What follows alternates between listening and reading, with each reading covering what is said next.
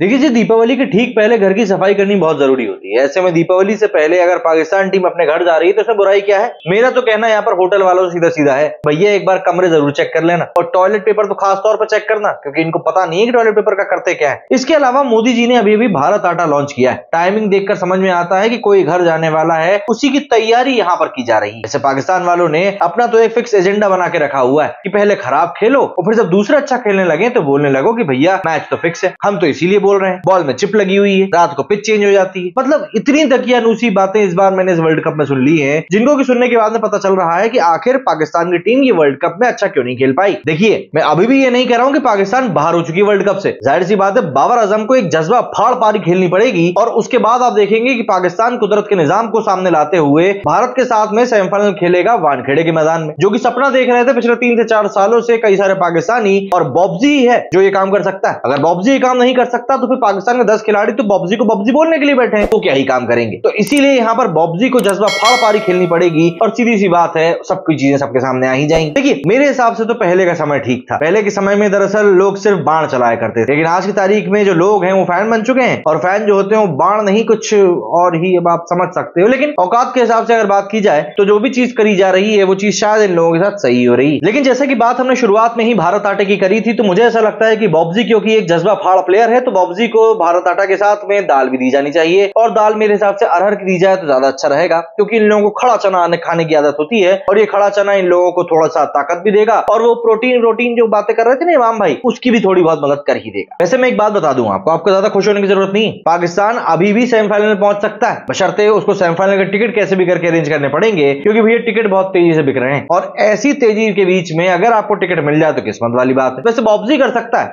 बॉब्जी कुछ भी कर सकता है, क्योंकि बॉब्जी तो किंग है। यहाँ पर इंग्लैंड के सामने एक बहुत अच्छा मौका है, इंग्लैंड के सामने मौका है अपना कर्जा उतारने का। इंग्लैंड चाहे तो जो उन्होंने राज किया है ना इतने साल तक भारत के उपमहाद्वीप के ऊपर, उसमें ये चाहे तो पाकिस्तान का कर्जा उतार सकते हैं। मैच के पहले खेलने से ही मना कर दे भाई, कुदरत के निजाम को मान लें और बोल दें कि भैया बॉब्जी को आटे और दाल के साथ में जरा 1 किलो लाना भी दे दो, तो हम इस मैच को खेलने से मना कर देते हैं। भाई अब मैच खेलने की एवज में इंग्लैंड इतना तो कर ही सकता है। अब पाकिस्तान वाले तो बेचारे इतने बड़े वाले हैं कि वो तो बेन स्टोक्स भी नहीं बोल पाएंगे, और जाहिर सी बात है अगर बेन स्टोक्स बोलना भी होगा तो पाकिस्तान वाले किस मुंह से बोलेंगे, क्योंकि मुंह दिखाने लायक तो ये खुद ही नहीं बचे। मतलब आप जरा ये सोचो, इनकी टीम के पूर्व खिलाड़ी नहीं, करंट खिलाड़ी जो अभी टीम के लिए कंटेंडर है, टीम के लिए खेल सकते हैं, वही लोग पाकिस्तान में बैठकर टीवी के ऊपर इनके मीम्स के ऊपर हंस रहे हैं। अब पाकिस्तान के लोग मुझको बोलते हैं कि यार तू पाकिस्तान की इतनी खिल्ली उड़ाता, तुझे तो गैरत है, तुझ पे तो लानत है, और जाने क्या क्या, मुझको इतनी तरह की गालियां देते हैं। अब तुम्हारे खुद के प्लेयर तुम्हारी टीम की बखिया उधेड़ रहे हैं। एक सरफराज को अगर छोड़ दो तो बाकी कोई भी ऐसा प्लेयर नहीं है जिसने की इनकी टीम की बखिया ना उधेड़ी हो। वसीम अकरम जी जो कि महान ऑलराउंडर है, इतने बढ़िया खिलाड़ी हैं, उन्होंने तक इनको बोल दिया यार तुम तो बैटिंग करके 400 रन बनाओ, और उसके बाद जैसे ही पाकिस्तान टीम की बैटिंग आए उनको कमरे में लॉक कर दो, टाइम आउट कर दो उनको शाकिब अल हसन की तरह। अरे भैया, इससे बेहतर तो ये होगा कि आप इंग्लैंड टीम के खाने में जमाल घोटा मिला दो, कम से कम हगना तो दूसरी टीम को पड़ेगा, वरना पता चल रहा है कि पाकिस्तान टीम ही जाकर मैदान पे हग रही। तो इस तरह का अगर माहौल आपके खुद के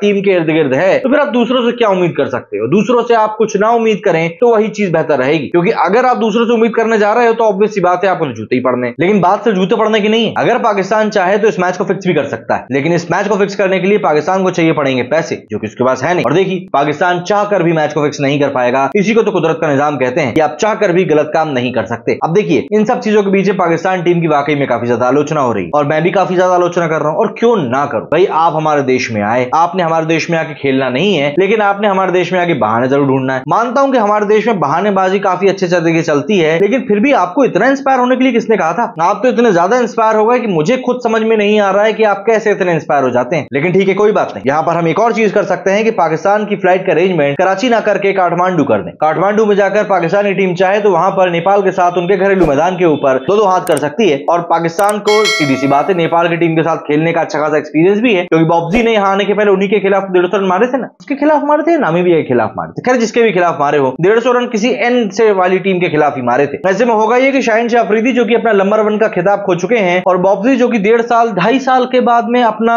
नंबर 1 का खिताब खो चुके हैं, उनको भी अपने खिताब को वापस पाने में काफी ज्यादा मदद मिलेगी। क्योंकि देखिए, जिम्बाब्वे को अगर आप जिम्बाब्वे से नहीं खिलाएंगे, नेपाल से नहीं खिलाएंगे, नामीबिया से नहीं खिलाएंगे, और न जाने कौन कौन सी टीमें होती है, अफगानिस्तान तो आजकल स्ट्रॉन्ग टीम होगी इसलिए उसका नाम नहीं ले सकते, जब तक आप उनसे नहीं खिलाएंगे तब तक बॉब्जी आखिर कैसे परफॉर्म कर पाएगा? चैंपियंस ट्रॉफी में इन लोगों को एंट्री मिल गई है, वही बहुत बड़ी बात है, वरना जिस तरीके से अफगानिस्तान न्यूजीलैंड खेल रहे थे, एक पल को तो ये पाकिस्तानियों को लगने लगा था कि ये लोग चैंपियंस ट्रॉफी भी खेल पाएंगे कि नहीं खेल पाएंगे। और वैसे भी देखिए, धोखा तो इनके साथ हुआ है, शुरुआत से बताया ही नहीं गया था कि चैंपियंस चैंपियंस ट्रॉफी का समीकरण क्या है। मतलब आप खुद देखो, इंग्लैंड खुद ही बाहर निकलने के कगार पर बैठा हुआ है। लोग सोच रहे हैं कि भैया पाकिस्तान और इंग्लैंड का जो मैच है वो काफी एक तरफा होने वाला है। लोग बोल रहे हैं कुदरत का निजाम आएगा, पाकिस्तान 300 बनाएगा, पाकिस्तान 400 बनाएगा, पाकिस्तान 500 बनाएगा, बॉब्जी मतलब बॉब्जी उसमें से 300 रन मारने वाला है यार। शाहीन शाह अफरीदी 6 में से मतलब 6-7 विकेट 8 विकेट निकाल लेगा। इतनी ज्यादा बड़बोलापन चल रहा है इस समय कि सही में समझ में नहीं आ रहा है कि आखिर ये लोग चाह क्या रहे हैं। खैर जो भी, हमको तो क्रिकेट से मतलब है। एक आखिरी मैच पाकिस्तान का भारत में हो जाएगा तो क्या ही चला जाएगा। अगली बार तो पता नहीं बेचारे ये लोग दोबारा खेलने आ भी पाएंगे या नहीं आ पाएंगे। क्यों? क्योंकि बाबर आजम की खुद की कप्तानी के ऊपर इस समय तलवार लटकी हुई है, तो दूसरों के बारे में क्या बोल देगा। मोहम्मद रिजवान जो कि शुरुआत में अच्छा खेल रहे थे, उन्होंने जब से फिलिस्तीन को अपनी जीत समर्पित कर दी, तब से भैया ऐसा लग रहा है कि वो जीत ही समर्पित करने लायक नहीं बचे। एक जिस तरह से मैच चल रहा था बेंगलुरु में अच्छा खासा, तो वो भी डीएलएस से जीत गए, तो जो क्रेडिट पाकिस्तान को मिलना चाहिए था वो मिल नहीं पाया। तो इफ एंड बट करके इतनी सारी बातें इस समय पाकिस्तान के खेमे में चल रही हैं, इन बेचारों को समझ में ही नहीं आ रहा है कि आखिर हम लोगों को इन सब बातों को